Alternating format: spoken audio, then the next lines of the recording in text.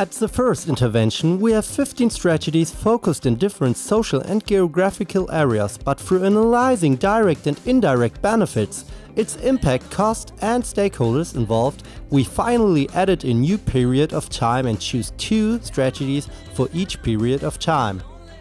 We have finished our redefinition by devising strategies that can be implemented together from the short to the medium and the medium to the long term. For example, our short-term goals include the implementation of kiosks for Tianguis days and street art intervention. As can be seen, we looked at the direct and indirect benefits of all our strategies. We still believe that in the first instance we need to work on increasing social cohesion. So, at that, in the long term, municipality has a social pressure to implement changes at the urban and organizational renovation. Through these short-term strategies, there will be increased social collaboration with individuals from the La Otra Banda. There are also indirect benefits that cannot be directly measured from the Chillipus strategy. These include an increased trust relationship, feeling of safety and belonging. Our medium-term goals include a main sign walk along the train rail and a community garden. Firstly, the benefits of the community garden will allow for an increased economy within the La Otra Banda, alongside increasing social cohesion with the downtown locals. The main focus of our medium-term goal is to increase connectivity between El Tepe, Alcan Forest Park and the downtown, and allowing for the reintegration of public spaces within the La Otra Banda. Our long-term goals connect the Alcan Forest with El Tepe, the rehabilitation of the park, including new areas for the new recreational activities. Also, we aim to redefine the transport system from La Otra Banda to the city. The head of the Chillipus is the area around the market. We decided to use this area because the market is the driver of the local economy. It is the epicenter of the La Otra Banda and the epicenter of social interaction. Also, the area around the market is multifunctional, depending on whether it is market day or not.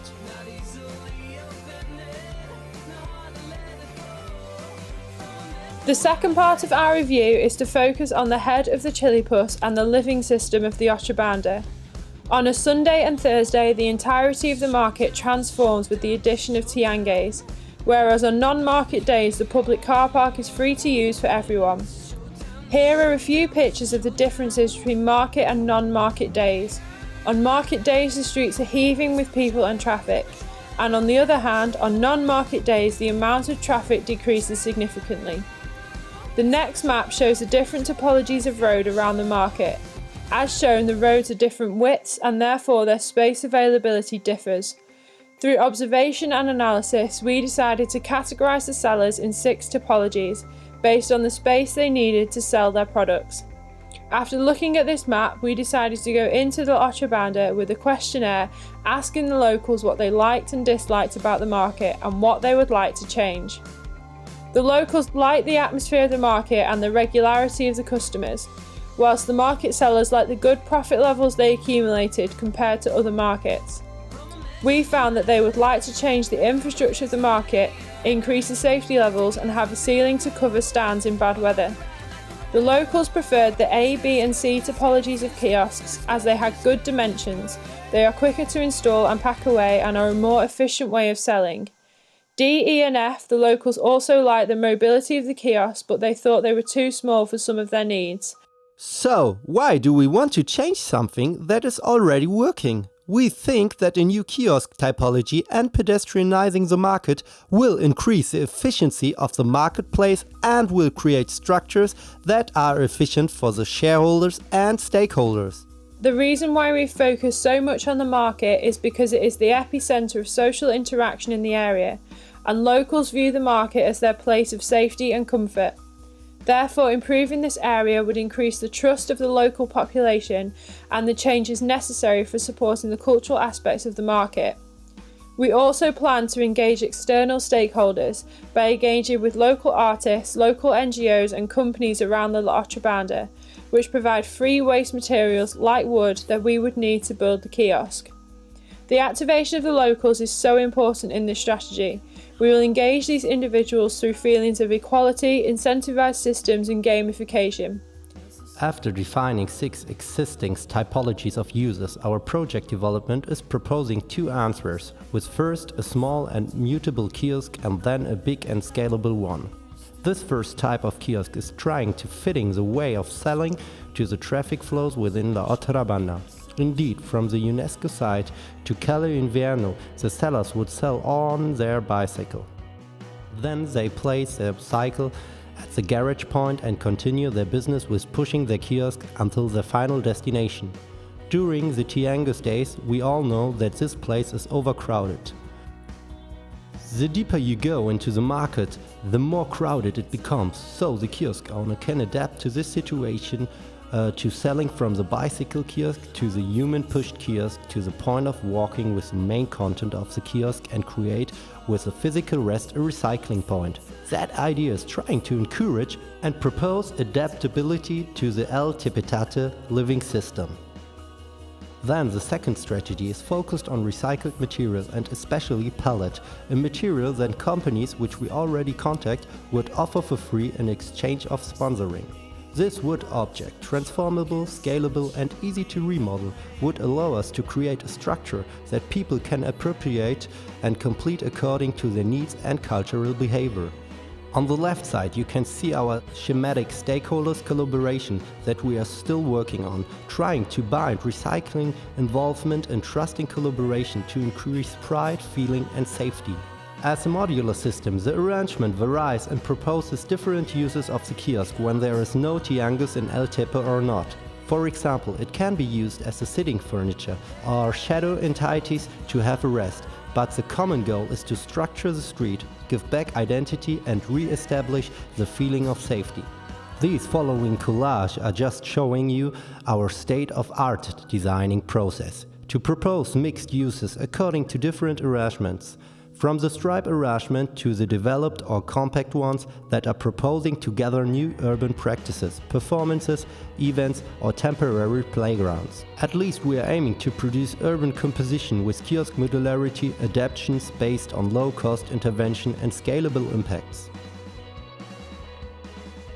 We will explain the stomach of the Chillipus, and we mean the community garden. In the past, the community garden has increased both the economy and decreased food rations. In Cuba, they created Organipocos, which is the community's response to a lack of food after the collapse of the Soviet Union. These are urban and community gardens done through small private farms and thousands of urban farms. Due to a lack of fertilizer, these farms became organic. Thousands of new urban farms collaborated to form farmer cooperatives and markets. This colonization of vacant land took place in vacant lots, including car parks, abandoned buildings and alleyways in between streets. But why do we propose a community garden? We are aiming to revive social trust. A community garden improves social collaboration, boosts an economic cycle, minimises the environmental impact, creates a new green leisure social space and activates the residents.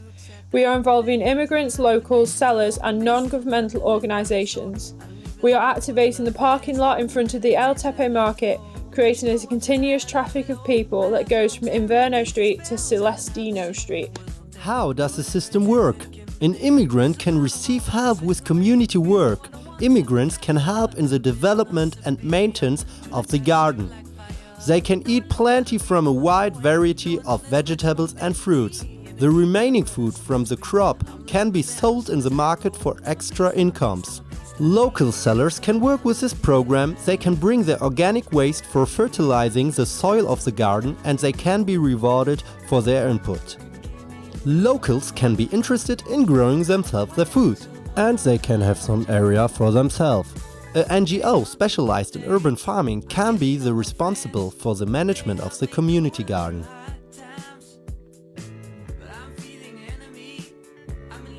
First, imagine that the kiosk modular concept would become so famous that it figures as a real lifestyle in the Otrabanda linked to pedestrianized areas, cycle lanes and kiosk realms.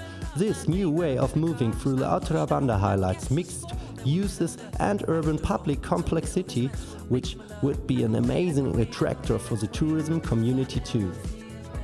The modular system for the kiosk that we called Lego's game would also act for this utopic reality to engage sellers into that urban mutations and allow them to create their own equipment according to their own needs and own way of selling in this area. Then, more than a simple market stand, everyone could create their own kiosk to get involved in that lifestyle and propose all new uses in the public realm, like a kiosk to have a bath, have a rest, have a date, to read a book or even to listen to music at the break lounge. Why not? But in addition of the public transformation, we thought that densification is also possible with that idea. According to the needs of the locals, people can create a plug to their home, on the roof, the wall, to add comfort to the private users. Our second Chili Paracosmos strategy is focused on the recycling system. We thought about engaging locals to recycle their wastes or unused materials. In exchange, they will receive a direct physical benefit, like a football for children, a filter bottle for all, and do-it-yourself equipment seasons for the sellers. Last sight, guys! For the workshop in January, we propose to build up the Stories Machine, a machine printing stories about El Tepe, written by locals and users of El Tepe. Trying to engage many users as possible, the stories will be grouped by topics. So the story machine asks the users if it's a tourist, a migrant, a kid, an artist, or if you are feeling lucky, you can press a button "Surprise me." And the location of that entity will move according to people we are focusing on, according to Mexican day life. We are aware that the design and colors of the story machine needs to be attractive and surprising so people be interested if they walk by. Between now and January 2016, we will keep including locals in our modeling process by asking their opinion. We would finally try to make them aware by including external stakeholders to our plans and encourage them to get involved.